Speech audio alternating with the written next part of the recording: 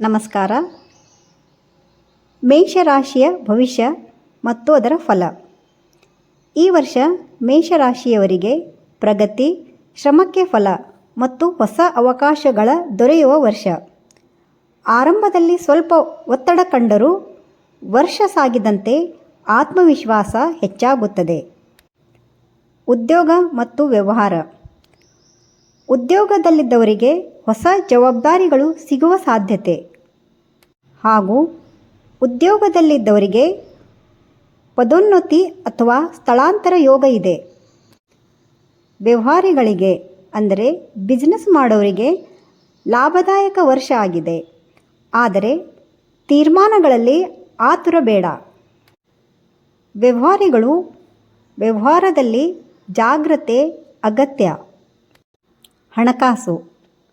ಹಣಕಾಸು ಬಗ್ಗೆ ನೋಡಿದರೆ ಆದಾಯ ಸ್ಥಿರವಾಗಿರುತ್ತದೆ, ಅಂದರೆ ಸ್ಲೋವಾಗಿರುತ್ತದೆ.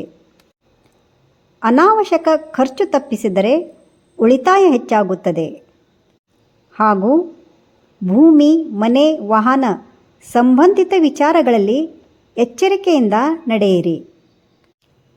ಪ್ರೀತಿ ಮತ್ತು ಕುಟುಂಬ. ದಾಂಪತ್ಯ ಜೀವನದಲ್ಲಿ ಸಾಮಾನ್ಯವಾಗಿ ಸೌಖ್ಯ. ಸಣ್ಣ ವಿಚಾರಗಳಿಗೆ ಕೋಪ ತೋರಿಸದೇ ಇದ್ದರೆ ಸಂಬಂಧ ಮತ್ತಷ್ಟು ಗಟ್ಟಿಯಾಗುತ್ತವೆ. ವಿವಾಹಿತರಿಗೆ ಉತ್ತಮ ವಿವಾಹ ಯೋಗ ಹಾಗೂ ಕುಟುಂಬದ ಹಿರಿಯರ ಆರೋಗ್ಯದ ಕಡೆ ಗಮನ ನೀಡಬೇಕು. ಮೇಷರಾಶಿಯವರ ಆರೋಗ್ಯದ ಬಗ್ಗೆ ನೋಡೋಣ. ಆರೋಗ್ಯ ಮಧ್ಯಮ. ತಲೆನೋವು, ರಕ್ತದ ಒತ್ತಡ, ಅಜೀರ್ಣ ಸಮಸ್ಯೆಗಳು ಕೆಲವರಿಗೆ ಕಾಣಿಸಬಹುದು. ಇದಕ್ಕೆ ಪರಿಹಾರ ನಿಯಮಿತ ವ್ಯಾಯಾಮ, ಯೋಗ, ಧ್ಯಾನ ಇದನ್ನೆಲ್ಲ ಮಾಡಿದರೆ ಲಾಭದಾಯಕವಾಗುವುದು. ವಿದ್ಯಾಭ್ಯಾಸ. ವಿದ್ಯಾರ್ಥಿಗಳಿಗೆ ಶ್ರಮಕ್ಕೆ ತಕ್ಕ ಫಲ. ಸ್ಪರ್ಧಾತ್ಮಕ ಪರೀಕ್ಷೆಗಳಿಗೆ ತಯಾರಿ ಮಾಡುವವರಿಗೆ ಅನುಕೂಲ ಕಾಲ.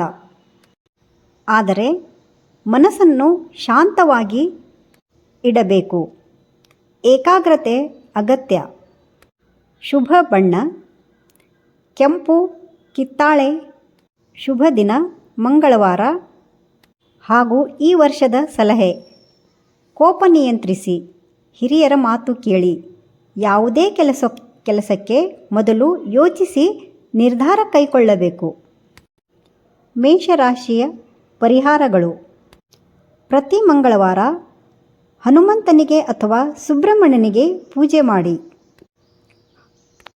ಮಂಗಳವಾರ ಅಥವಾ ಶನಿವಾರ ಹನುಮಾನ್ ಚಾಲಿಸ ಪಠಿಸಿ. ಹನುಮಂತ ದೇವನಿಗೆ ಬೆಣ್ಣೆ ಅಥವಾ ಸಿಂಧೂರ್ ಅರ್ಪಿಸುವುದು ಶುಭ. ಇದು ಧೈರ್ಯ, ಆರೋಗ್ಯ ಮತ್ತು ಕೋಪ ನಿಯಂತ್ರಣಕ್ಕೆ ಸಹಾಯಕ. ದಾನ ಪರಿಹಾರ: ಮಂಗಳವಾರ ಕೆಂಪು ಬಟ್ಟೆ, ಮೊಸರು, ತಾಮ್ರ ದಾನ ಮಾಡಿ ಅಥವಾ ಬಡವರಿಗೆ ದಾನ ಮಾಡಿ. ಹಾಗೂ ಮಾತಿನಲ್ಲಿ ಮೃದುತ್ವ ಇರಲಿ. ಮೇಷರಾಶಿಯ ಅಧಿಪತಿ ಮಂಗಳ ಶಾಂತಿಯಾದರೆ ಜೀವನ ಸುಗಮ. ಆಗದೇ ಇದ್ದಾಗ ಪ್ರತಿ ಮಂಗಳವಾರ ಹನುಮಂತ ದೇವನಿಗೆ ಪೂಜೆ, ಪ್ರದಕ್ಷಿಣ, ಹನುಮಾನ್ ಚಾಲಿಸ ಪಠಿಸಿ. ನಿಮಗೆ ಒಳ್ಳೆಯದಾಗಲಿ. ಧನ್ಯವಾದ. ನನ್ನ ಮಾಹಿತಿ ಇಷ್ಟವಾದಲ್ಲಿ ಲೈಕ್, ಶೇರ್, ಸಬ್ಸ್ಕ್ರೈಬ್ ಮಾಡಿ.